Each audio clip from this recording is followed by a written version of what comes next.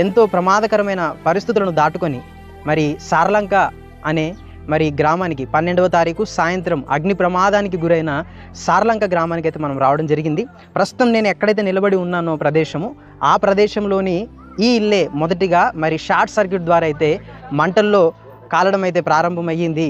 మరి ఇక్కడ మీరు స్థానికంగా చూస్తే మరి బాబాయ్ గారు ఉన్నారు, వారికి సంబంధించిన గృహమే ఇది. వారు ఆ సమయానికి ఉదయము మార్కెట్ పని కోసము వారు బయటకు వెళ్ళారంట.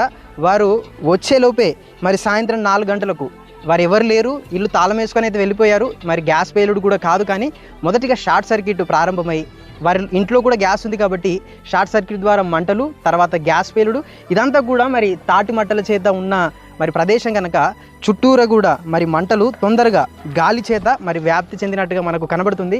మరి బాబాయ్ని కూడా కొన్ని విషయాలను అడుగుదాం. మరి బాబాయ్, ఏంది ఇక్కడ మీ పరిస్థితి? ఆ రోజు ఎక్కడున్నారు మీరు?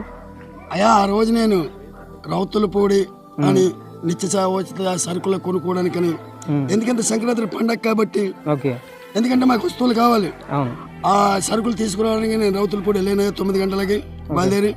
అయితే సాయంకాలం 4 గంటలకెళ్ళి మమ్మల్ని ఫోన్ చేశారు.